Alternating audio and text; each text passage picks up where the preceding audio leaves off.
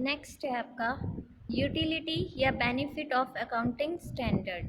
कि accounting standard जो हमने लास्ट वीडियो में पढ़ा कि इसका मीनिंग क्या होता है, इसके नेचर क्या होते हैं, आज हम पढ़ेंगे अपनी वीडियो में कि इसकी यूटिलिटी यानी कि इसके यूजेस और इससे क्या बेनिफिट्स होता है।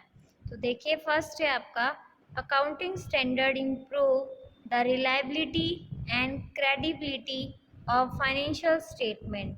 कि जो अकाउंटिंग स्टैंडर्ड है वो रिलायबिलिटी यानी विश्वास को और क्रेडिबिलिटी ऑफ फाइनेंशियल स्टेटमेंट को इम्प्रूव करता है। तो there are numerous parties which are interested in the accounting information of an enterprise. They include the investor, management, creditor, employees, government official, researcher, etc.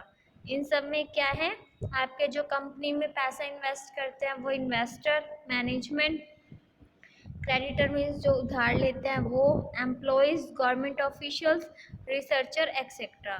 It is therefore necessary that financial statement present a true and fair view of the financial position and operating result of an enterprise. Accounting standards generate confidence among the users of the accounting information by providing a definite structure of uniform guideline which enhance the reliability and credibility of accounting information. कि जो accounting standard है वो हमें ये बताते हैं कि हम अपने जो भी मेथड, जो भी रूल्स अपना रहे हैं उनको मॉडिफिकेशन कैसे कर सकते हैं।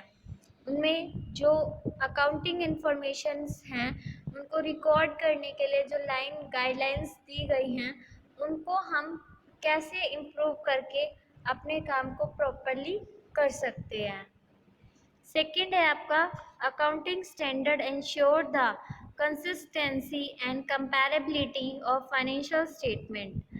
Accounting standard make the financial statement of different enterprise of the same enterprise for different accounting period comparable.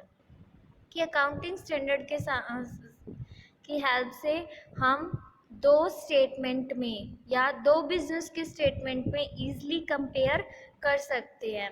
They bring the uniformity of assumptions, rules and policy adopted in the preparation of financial statement, and thus they ensure the adopted in the preparation of financial statement, and thus they ensure the consistency and comparability of such statement, which is turn ensure better comparison or profitability.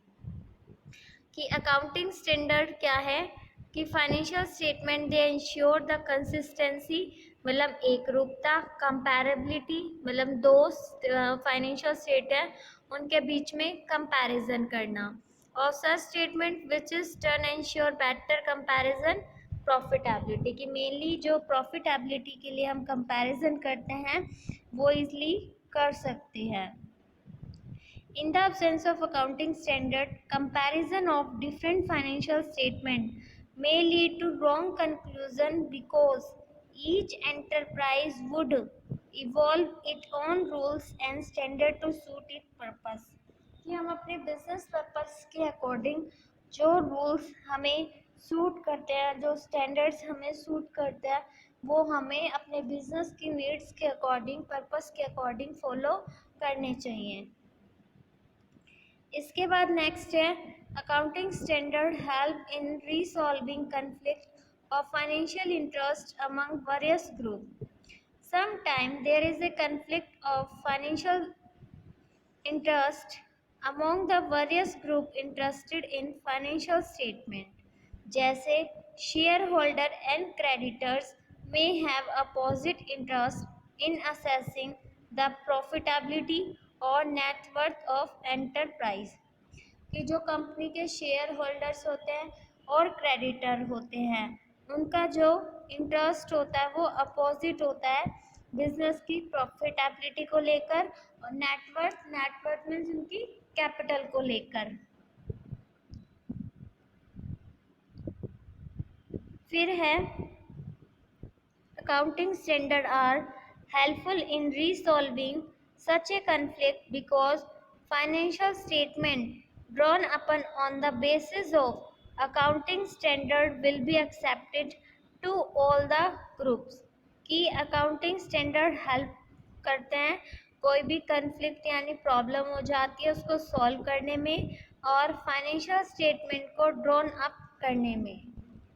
Next है accounting standard significantly reduce the chance of manipulation and frauds कि accounting standard क्या करता है, जो manipulation और frauds हैं मतलब जो भी एरर होती है उनको दूर करने में हमारी हेल्प करता है।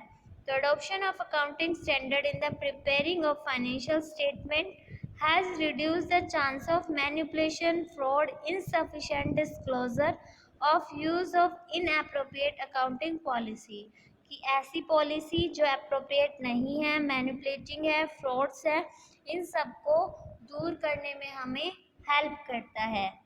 नेक्स्ट है हेल्पफुल टू ऑडिटर्स।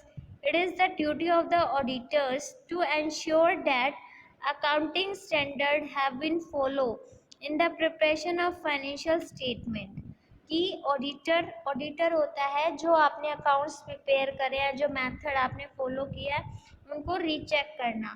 तो अकाउंटिंग स्टैंडर्ड क्या करता है, जो भी आप फाइनेंशियल स्टेटमेंट्स प्रिपेयर करते हो उनको चेक करते हैं ऑडिटर। तो auditor it is duty to ensure accounting standard have been followed कि क्या कौन से अकाउंटिंग स्टैंडर्ड आपके फाइनेंशियल स्टेटमेंट को प्रिपेयर करने के लिए फॉलो किए गए हैं। उसके बाद है आपकी लिमिटेशंस। फर्स्ट रिस्ट्रिक्ट इनिशिएटिव कि accounting standard are mandatory in nature, they restrict initiative for better presentation and disclosure कि अकाउंटिंग स्टैंडर्ड जो होते हैं खुद से बनाए जाते हैं और इनको हम अपने अकॉर्डिंग चेंज कर सकते हैं। Rigid in nature, accounting standard are rigid in nature, they restrain the accounting firm using a more suitable alternative solution to a particular problem कि एक पर्टिकुलर प्रॉब्लम को लेके हम उसको अच्छे से अकाउंटिंग स्टैंडर्ड को से सॉल्व नहीं कर पाते।